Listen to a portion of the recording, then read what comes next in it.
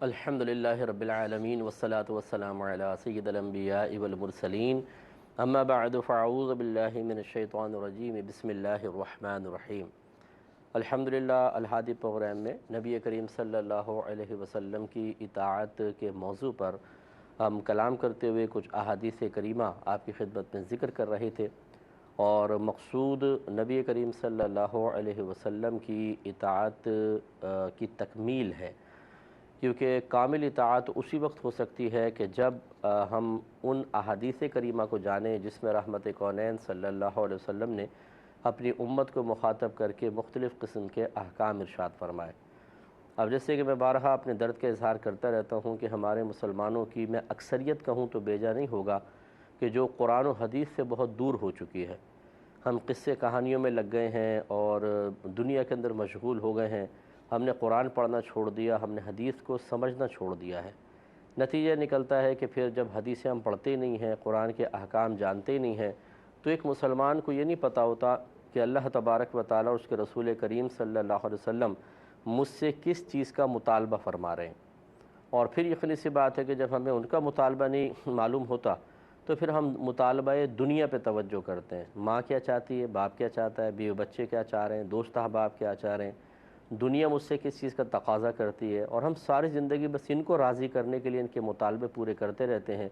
اور ایک وقت آتا ہے کہ ہم مر جاتے ہیں، ان کے مطالبے ختم نہیں ہوتے۔ اور پھر جیسے کسی نے محاورتاً کہا کہ نہ خدا ہی ملا نہ وصال صنم، نہ اللہ تبارک و تعالیٰ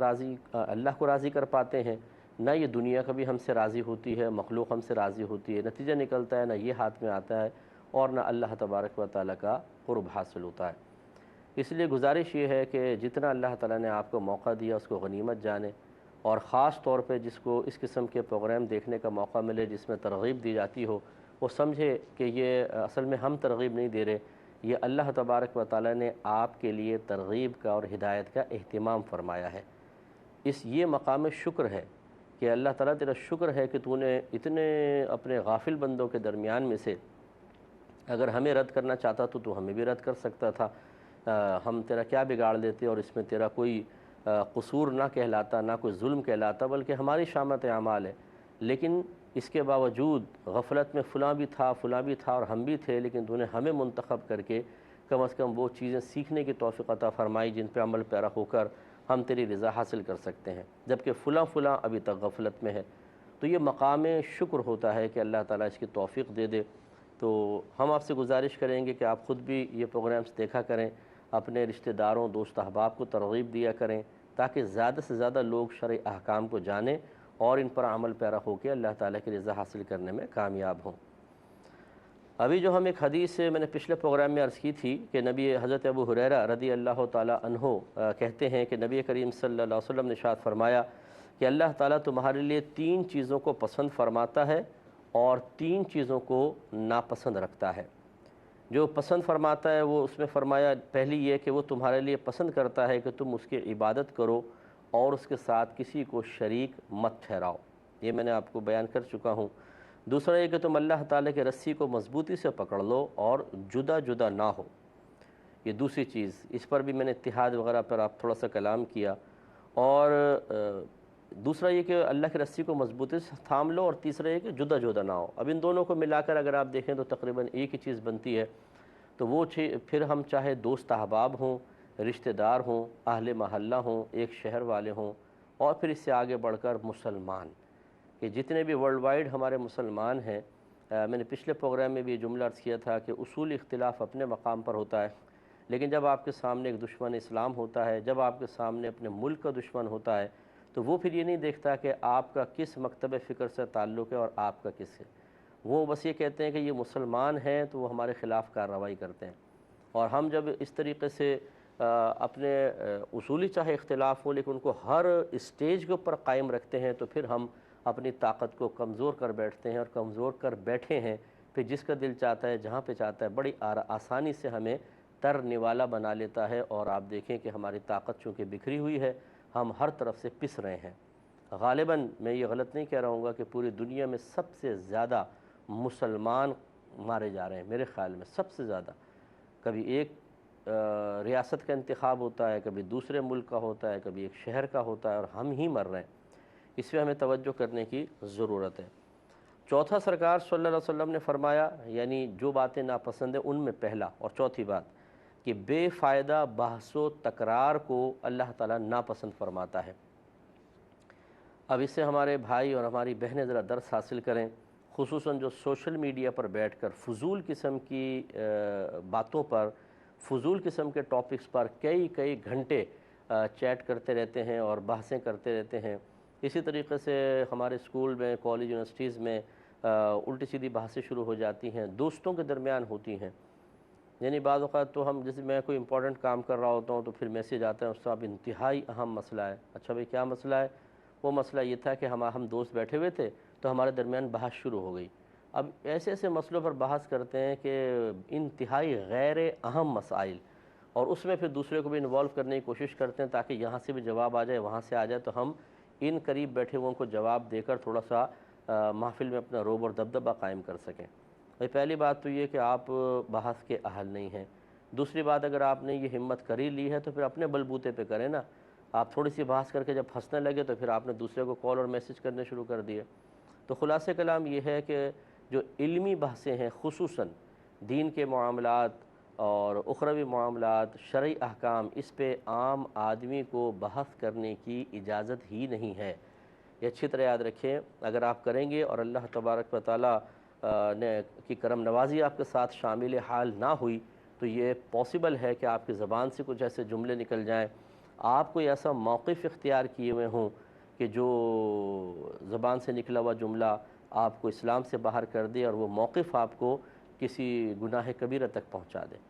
رحمت کونین صلی اللہ علیہ وسلم نے ارشاد فرمایا کہ بعض اوقات بندہ اپنی زبان سے ایک جملہ نکالتا ہے اور اسے اس جملے کی اہمیت کا احساس بھی نہیں ہوتا، لیکن وہی جملہ اسے جنت میں لے جانے کا سبب بن جاتا ہے۔ اور کبھی انسان اپنی زبان سے کوئی جملہ نکالتا ہے اور اسے اس کی قباحت کا کوئی احساس نہیں ہوتا، اور یہی جملہ اس کے لیے جہنم میں داخلے کا سبب بن جاتا ہے۔ تو اب یہ جو لوگ بحث کرتے ہیں، عوام الناس میں سے جو بحث کر رہے ہوتے ہیں، میں نے یہ دیکھا ہے کہ بعض اوقات ایک غلط موقف ہوتا ہے، غلط نظریہ ہوتا ہے، اور وہ اس کو صحیح سمجھ کر دوسرے کو قائل کرنے کی کوشش کر رہا ہوتا ہے۔ اس طرح اگر دوسرا صحیح موقف پر ہے وہ تو گناہ گار نہیں ہو رہا، لیکن یہ شخص مسلسل ایک غلط چیز کو شرعی چیز اور اس کی کچھ اور شرعی حیثیت ہے، یہ اس کو بدل کر دوسری شرعی حیثیت ذکر کر رہا ہے، اور اس طریقے سے یہ گویا کہ اللہ تعالیٰ اس کے رسول کریم صلی اللہ علیہ وسلم پر جھوٹ باندھ رہا ہے کہ اللہ نے ایسا فرمایا، رسول نے ایسا فرمایا، حالانکہ ایسا نہیں ہوتا۔ اس لیے بڑی احتیاط کرنی چاہیے۔ میں اپنے بھائیوں بہنوں سے گزارش کروں گا کہ آپ جو علماء سے سیکھیں بعینہ ہی اسے دوسروں تک پہنچائیں، یہ بہت اچھی بات ہے۔ لیکن اگر کوئی آپ سے بحث کرنے لگے اور خواہ کی قیل و قال کرے، خواہ کی کراس کویسچننگ کرے، تو آپ بحث پر نہ اتریں، یہ آپ کا منصب نہیں ہے۔ آپ صاف منع کر دیں کہ بھئی میرا کام تھا پہنچانا، پہنچا دیا، اب اگر بحث کرنی ہے تو علماء کے پاس جائیں، اور میری بات قبول کرنی ہے، ٹھیک نہیں کرنی تو آپ کی مرضی ہے، میرا کام تو کہنا تھا۔ اسی طریقے سے بہت سارے بھائی بہن ہمارے ایسے ہیں جو مختلف مکاتب فکر سے تعلق رکھتے ہیں، اور وہ اپنے جو بھی ان کے مخصوص عقائد و نظریات ہیں اور معمولات ہیں ان کا دفاع کرنے کے لیے خود میدان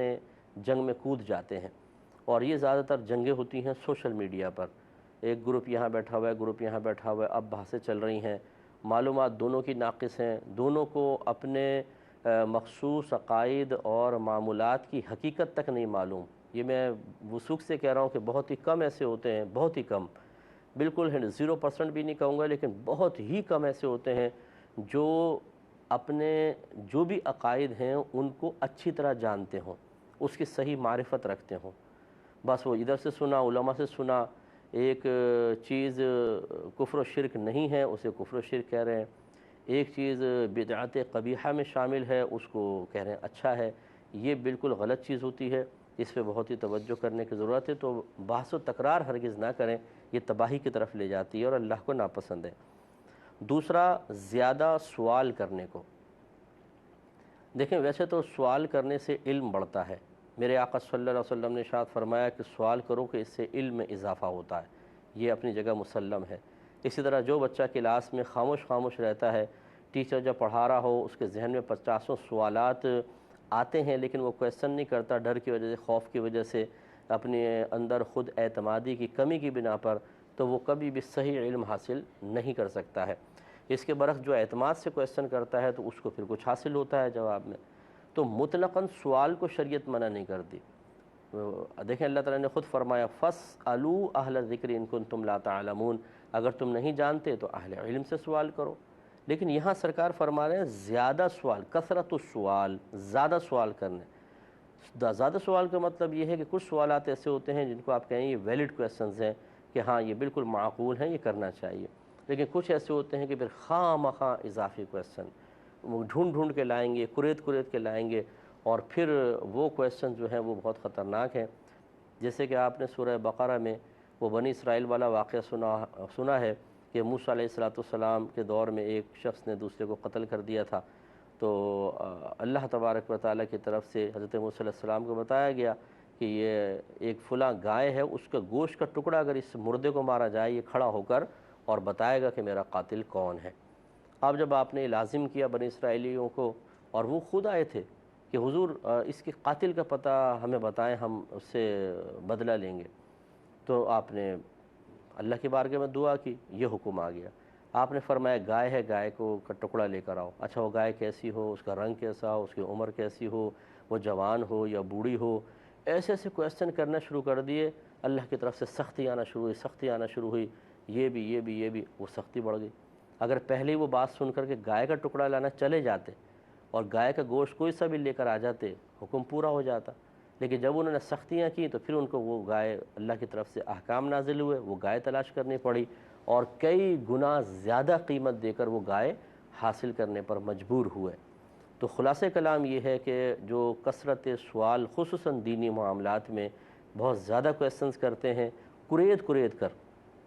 اور اس میں بھی مقصود بعض اوقات حصول علم نہیں ہوتا بلکہ سامنے والے کو اپنی ذہانت سے متاثر کرنا مقصود ہوتا ہے، تاکہ جو عالم ہیں یا مفتی ہیں یا شیخ ہیں وہ کہیں کہ بڑا ذہین آدمی، دیکھو کتنی گہرائی سے مسائل نکال کر آ رہا ہے۔ اور اس میں لیکن نقصان کا پہلو یہ ہوتا ہے کہ وہ شخص پھر اور زیادہ پھنس جاتا ہے۔ تو خلاصہ کلام یہ ہے کہ بہرحال کثرت سوال مناسب نہیں ہے، معقول کویسچن کریں۔ ایک عالم دین اگر واقعی کوئی صاحب علم ہے اور مسئلہ صاحب علم سے معلوم کرنا چاہیے، یہ فتویٰ آپ طلب کر رہے ہیں تو کوئی مفتی صاحب ہونے چاہیے، اور جب وہ بیان کر چکیں تو بس خاموش رہیں، جتنی بات آپ کو سمجھ میں اس پر عمل پیرا ہوں، یہ بہت اچھی بات ہے، اور ان سے مزید پوچھ لیں کہ حضور اور کوئی بات تو اس میں پہلو نہیں ہو، کہ نہیں بالکل بس جتنا میں نے بتایا اتنا کافی ہے، تو بس اب کافی ہے۔ اگر آپ زیادہ کرے دیں گے تو بعض اوقات پھر ایسے احکام بیان کرنے پڑ جاتے ہیں کہ جو آپ نہ سنتے تو شاید آپ کو رعایت مل جاتی، لیکن جب آپ پوچھ لیتے ہیں تو پھر اس پر عمل پیرا ہونا ضروری ہو جاتا ہے۔ اس لیے میرے آقا صلی اللہ علیہ وسلم نے فرمایا کہ اللہ تعالیٰ کو کثرت سوال ناپسند ہے۔ اور تیسرا، مال ضائع کرنے کو، کہ مال ضائع کرنا بھی اللہ تعالیٰ کو سخت ناپسند ہے۔ ضائع کرنے کا مطلب اس طرح مال کا استعمال کہ نہ دین کا فائدہ ہو نہ دنیا کا فائدہ، اور پھر دنیا کا فائدہ بھی بعض اوقات ایسا ہوتا ہے کہ تھوڑی چیز سے بھی حاصل ہو سکتا ہے، لیکن ہم نمود و نمائش کرتے ہیں، تو یہ جو نمود و نمائش ہوتی ہے یہ بھی مال کا ضیاع ہے، یاد رکھیں۔ تو اب جب بھی ہم مال خرچ کریں تو سب سے پہلے ہمیں معلوم ہونا چاہیے کہ اس میں ہم دینی فائدہ حاصل کر رہے ہیں یا دنیاوی فائدہ، کیونکہ بسا اوقات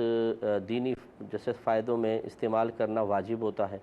بعض اوقات خرچ کرنا دینی معاملات میں مستحب ہوتا ہے، اور بعض اوقات گناہ ہوتا ہے۔ تو پھر ہمیں سمجھنا ہوگا کہ کہاں پر خرچ کرنا واجب ہے، جیسے زکوٰۃ ہے، فطرہ ہے، حج واجب ہو گیا، فرض ہو گیا تو حج کرنا ہے، اس طرح قربانی واجب ہو گئی تو قربانی میں خرچ کرنا ہے، صدقہ فطر ادا کرنا ہے، یا بہت ہی کوئی محتاج آ گیا ہے، رشتہ دار ہے قریبی، اور وہ نان نفقہ وغیرہ اپنا بالکل افورڈ نہیں کر سکتا، جیسے آپ ہمارے سگے بہن بھائی ہیں اور بہت زیادہ تنگ دست ہیں، تو پھر ان کی امداد کرنا ہمارے لیے ضروری ہو جاتا ہے۔ اور جہاں مستحب ہوتا ہے جیسے مدارس میں دے دیا، غریب بچیوں کی شادی کر دی، مساجد بنوا دیں، یہ مستحب ہے کہ شریعت نے فرض واجب تو قرار نہیں دیا۔ اور ایک پھر ہوتا ہے درجہ گناہ کا درجہ ہوتا ہے، جیسے مثال کے طور پہ پیشہ ور فقیروں کو دینا، تو یہ، اور اسی طریقے سے جیسے نبی کریم صلی اللہ علیہ وسلم نے ارشاد فرمایا کہ تمہارا کھانا صرف پرہیزگار کھائے اور تم صرف نیک کو اپنا دوست بناؤ۔